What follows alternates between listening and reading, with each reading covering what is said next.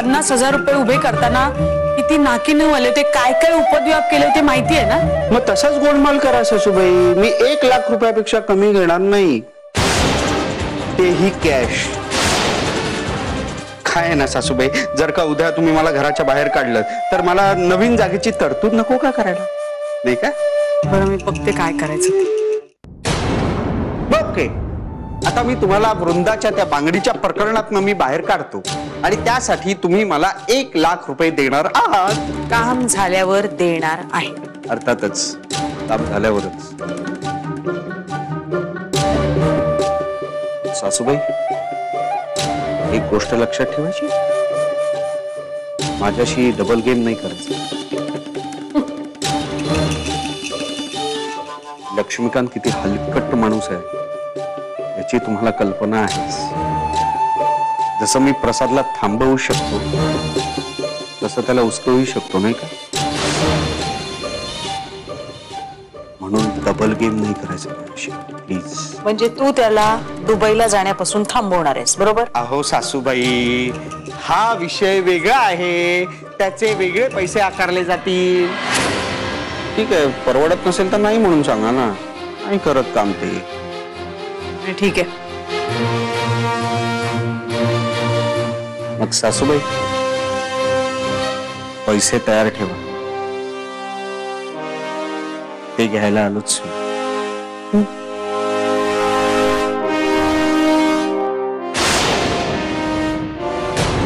वृंदा, अगं आई आहे का कोणी?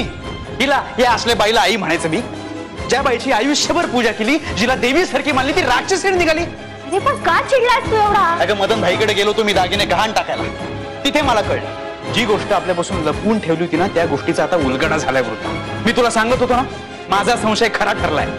ती जी तुझी बांगडी सुवर्ण त्यांनी हरवली असं आपल्याला सांगण्यात आलं होतं ना, ती हरवलेली नाहीये, ती आईनी त्या मदन भाईला विकून टाकली. अरे बापरे, याला सगळं समजलं की काय? आणि मला हे मदन भाईनीच सांगितलं.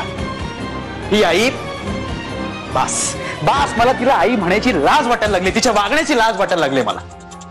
अजून किती दिवस काय काय गोष्टी बघायला लागणार आहेत कोणाच ठाऊक. पण नाही, आता नाही.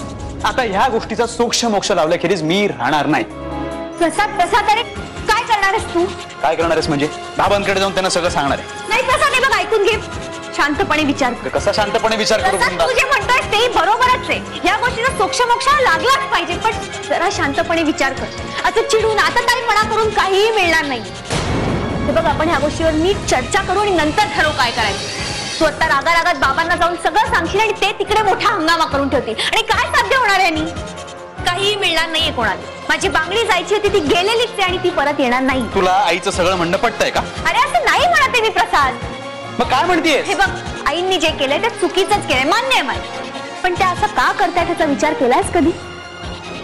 प्रसाद, शेवटी ती एक आई आहे, आपण त्यांना समजून घ्यायला पाहिजे, कारण सगळं मुलाच्या प्रेमापोटी करतायत त्या. प्रसाद, तू घरात परत जावंस म्हणून ह्या सगळ्या कुत्ता लढवतायत त्या. मला माहितीये का बाई हे सगळं, पण तिला कसं कळत नाहीये? ती असं वागून मला ती स्वतःपासून लांब करते, कळत कसं नाही तिला?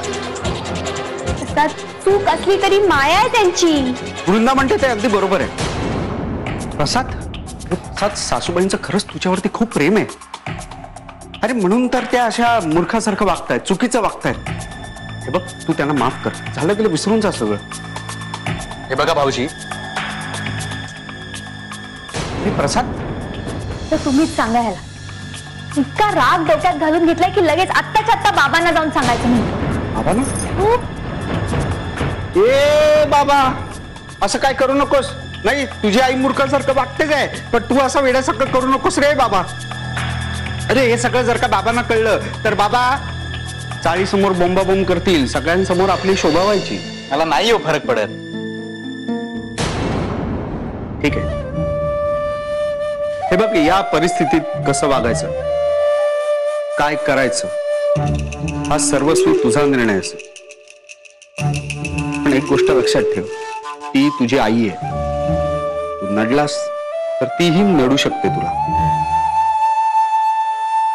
हो, आता हेच बघ ना, तुला दुबईला जायचंय नोकरीसाठी, कळलं मला. त्यासाठी पासपोर्ट लागणार ना? लागणार ना? हो, त्यासाठी कागदपत्र लागणार ना? असं काही विचारताय? मग ती सगळी कागदपत्र कुठे? कुठं? आमच्या घरात. म्हणजे कोणाच्या? सासूबाईंच्या घरात, कांता चोरगेच्या घरात. त्या कागदपत्रासाठी ती तुला त्रासही देऊ शकते.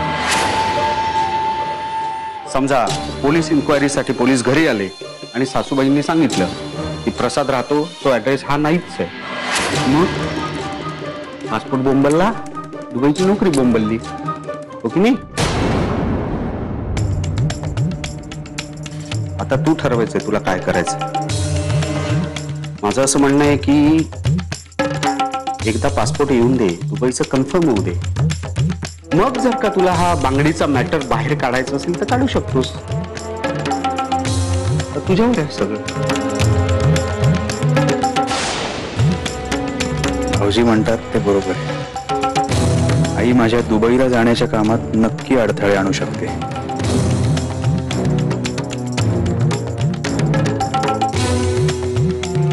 ठीक आहे भाऊजी, तुम्ही जसं सांगताय ना तसंच करावं लागेल.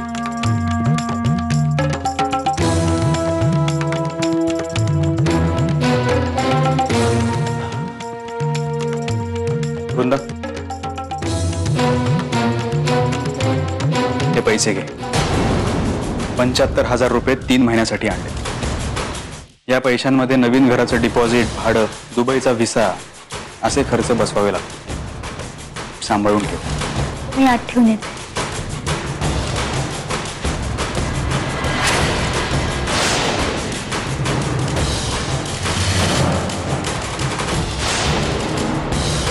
वृंदा, मी काय म्हणतो,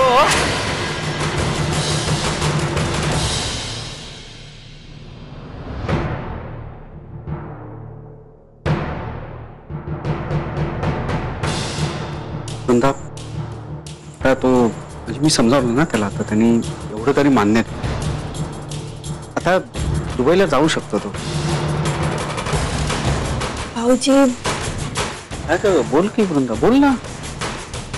त्यांनी दुबईला जाणं नाही पटत आहे मला, पण त्याला आता मी काहीही विरोध करत नाही. आणि विरोधही करू नकोस आता, कारण की तू जर का आता त्याला नाही म्हणालीस तर तो हट्टाला पेटेल. त्याच्या फक्त होऊला हो मिळवत जा. हा, चाल टकल कर, पुढे मी बघतो काय ते. म्हणूनच मी आता गप्प पण बसले भाऊजी. पण खरं सांगू, तुम्ही ना आमच्यासाठी एक भाड्याचं घर बघ आणि प्रसादसाठी एखादी नोकरी पण बघ. कारण हे दुबईला वगैरे जाणं नाही पटत आहे. आपली माणसं सगळी इथे असताना उगाच कशाला परक्या देशात जाऊन परक्या माणसासारखं राहायचं. बरोबर आहे तुझं, बरोबर आहे. पण तू काळजी करू नकोस, मी आहे, मी बघतो ना सगळं. आपण यातून काहीतरी मार्ग काढूच. भाऊजी, तुमचा खरंच खूप आधार वाटतो आम्हाला. नेहमी मदतीच्या वेळी देवासारखे धावून येता तुम्ही. ही कोणी परका आहे का? हा, अगं प्रसाद सुवर्णाचा लहान भाऊ आहे, तू मला लहान बहिणीसारखी आहेस, नाही? जवळ ती मदत मी तुम्हाला करणार. तर चहा ठेव तुमच्यासाठी. नाही, चहा. भाऊजी, सरबत तरी घ्या ना. हा, पण चालेल. सॉरी, पण नाहीये. लिंबू सरबत करू? चालेल, ते पण म्हणून पिईन मी. तुम्ही बसा, मी आले.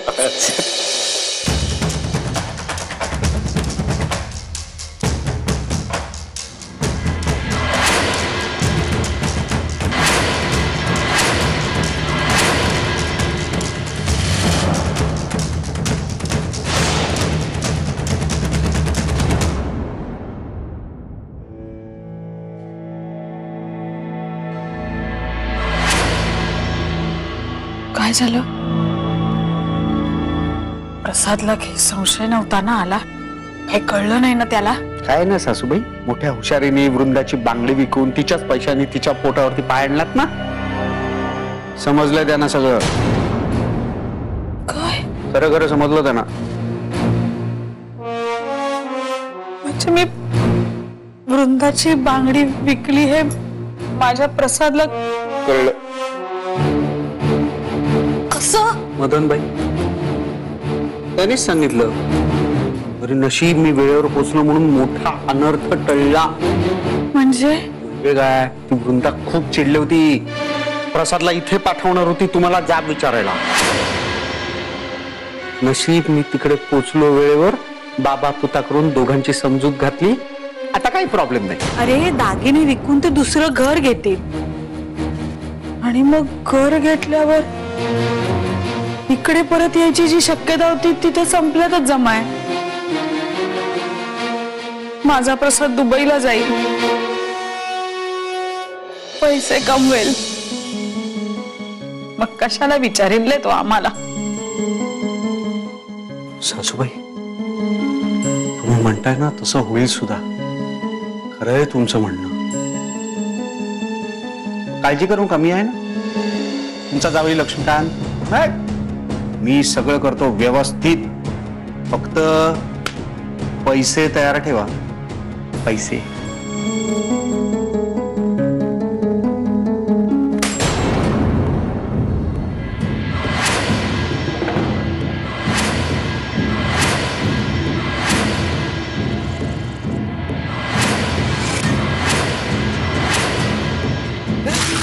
काय रे हे? काही नाही येते ते हे पेपर आहे वाचनालयातला ढापून आणला. बघू नाही रे काय बघायचं काय पेपर सारखा पेपर आहे बघायचं काय तर.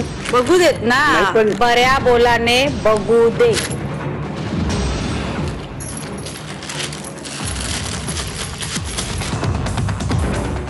अरे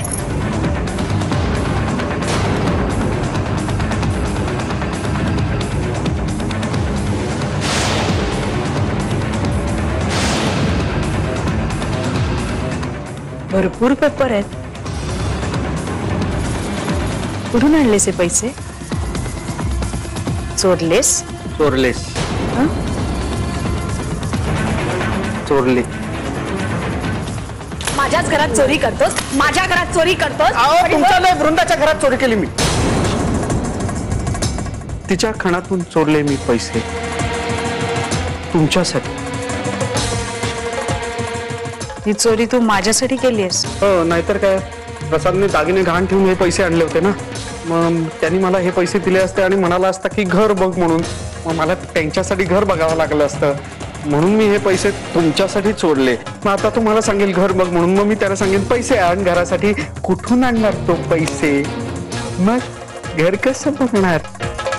आधी का नाही सांगितलंस? ते मी काय करताय सासूबाई?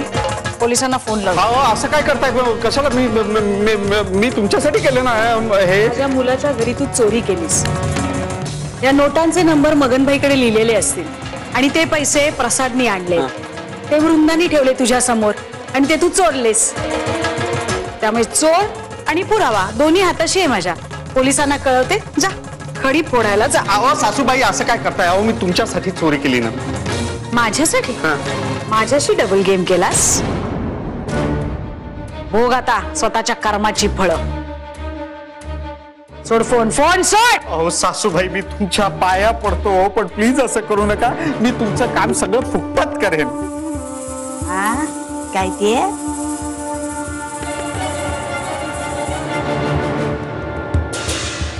काय? तुमचं काम फुकटात करेन. एकही पैसा घेणार नाही मी तुमच्याकडून आणि प्रसादला दुबईला जाण्यापासून थांबवेन. हे सगळं मी फुकटात करेन.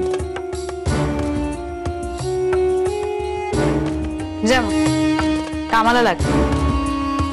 माझ्याकडे वेळ नाहीये. सासूबाई ते 100, 200, 1000, 1500 रुपये द्या ना खर्चाला. हात खर्चाला प्लीज. 2 वेळचं फुकट गिळतोयस ना तेच खूप आहे.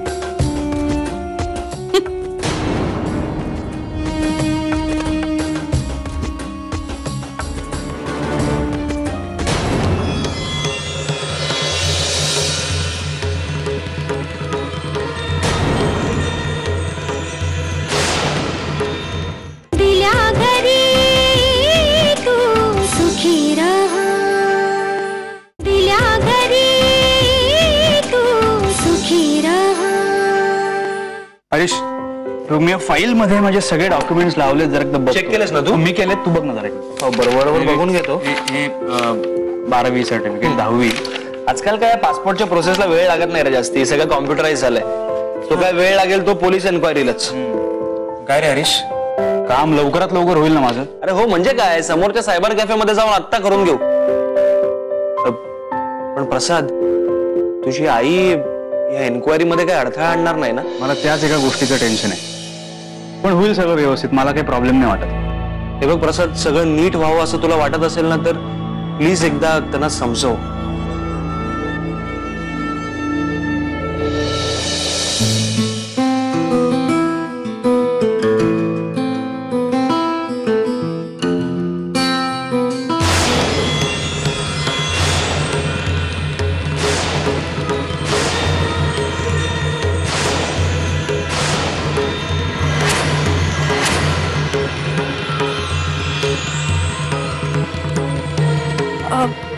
मी बिस्किट घेऊन येते. अगं बस ना वृंदा.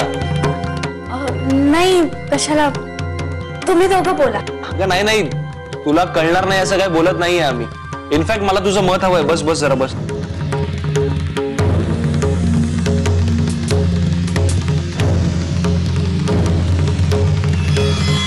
बस बस ना. हे बघ, आता हे सगळे डॉक्युमेंट्स आम्ही आज सबमिट करू. नंतर उद्या याची रवीशी भेट घालून देईन मी. त्यानंतर नोकरीचं कधी निघायचं वगैरे ते सगळं ठरेल, कुठली नोकरी आहे काय. थँक्स हरीश. तू स्वतःच सगळं मनावर घेतलंस म्हटल्यावर. पण सगळ्यात महत्वाचं आता प्रसादशी बोललो मी की पासपोर्टच्या कामात काही अडथळा येता कामा नये, म्हणून ह्यांनी एकदा आईशी बोलून घेणं गरजेचं आहे असं मला वाटतं. तुला काय वाटतं? प्रसाद जे काय ठीक समजेल. हे बघ प्रसाद, दुबईची नोकरी काही रोज रोज चालून येत नाही आणि तिकडे मिळणारे पैसे इंडियन करन्सीज मध्ये खूप जास्त असतात. अरे इकडे येऊन तुला स्वतःचं घर घेता येईल. निघायचं ना? हा, निघायचं ना, सायबर कॅफेत जायचंय आपल्याला. हो चल चल. येतो वृंदा, बाय.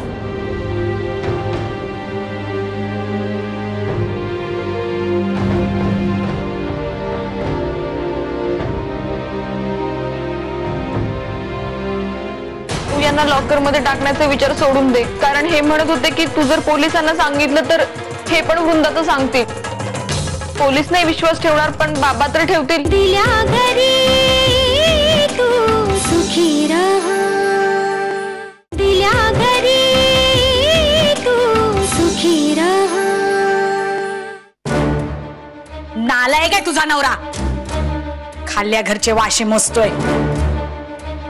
अगं त्याच्या रूपाने ना असतानी साप पाळलाय मी. आभार माना तुम्ही दोघं माझे. त्याच्यावर दया दाखवली म्हणून नाक वर करून जगू तरी शकतोय. पोलिसात दिला असता ना त्या चोराला तर लॉकअप मध्ये असता एवाना. लॉकअप म्हणजे तुरुंगात? पण का? का काय का लायकीच आहे त्याची ती. अगं आई, यांनी असं केलं तरी काय? काय केलं ते महत्वाचं नाहीये, मी काय करू शकते हे महत्वाचं आहे. आणि ते मी केलेलं नाही हे त्याहून जास्त महत्वाचं आहे. अगं पण हे तर सगळं तुझ्यासाठीच करतात ना. वा वा वा वा वा वा. आईपेक्षा नवरा जास्त खरा वाटतोय तुला? वा, थांब, मी त्याला पोलिसातच देते. आई आई थांब ना. नको ग, तू का सारखी सारखी यांच्यावरती अशी रागवतेस? कारण लायकीच आहे ती त्याची. एकदा पोलिसांच्या हातचा प्रसाद खाला ना की अक्कल ठिकाणावर येईल. माझ्या सगळ्या कामाची त्याने वाट लावली आणि या सगळ्याची भरपाई आता तू करून देणार आहेस, मला कळलं? मी काय करणार? तिच्याकडे जायचं आणि माहिती काढायची. प्रसादचं दुबईला जाणं कुठवर आलं? अगं आई, प्रसाद मला सांगणार आहे का? मी एक काम करते. मी सांगते की आईने विचारले, मग ते मला सगळं खरं खरं सांगतील. अकलेत काय कांदे बटाटे भरलेत का ग तुझ्या? अगं माहिती काढ म्हणजे काय, त्यांना कळू न देता विचारून घ्यायचं. तू वृंदालाच विचार. हा ठीक आहे, मग तू यांना लॉकर मध्ये नाही ना टाकणार? नाही, तू जर माझं काम नीट केलंस तर मी त्याला लॉकर काय लॉकअप मध्ये नाही टाकणार. ठीक आहे, मग मी करते तुझं सगळं काम. पण आई, तू यांना लॉकर मध्ये टाकण्याचा विचार सोडून दे. कारण हे म्हणत होते की तू जर पोलिसांना सांगितलं तर हे पण वृंदाचं सांगतील. पोलीस नाही विश्वास ठेवणार पण बाबा तर ठेवतील. अगं कार्टे, मला पोलिसाच्या धमक्या देतेस तू? अगं मी जन्माला घातली तुला, एवढी वाढवली पोसली तुला, घोडी झालीस एवढी तू, हे पान फेडतेस माझे? चलो उठ आधी, जा आणि त्या वृंदाला विचारून घे जा. मी आता नाही जाणार, संध्याकाळी जाईल. यांचं डोकं चेपायचंय.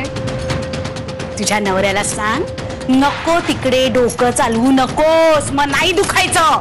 हे म्हणत होते की तुझ्या आईनीच माझं डोकं चावलंय म्हणून दुखतंय. जास्त वापरा ना. मी जाते नाही तर मला परत मारशील.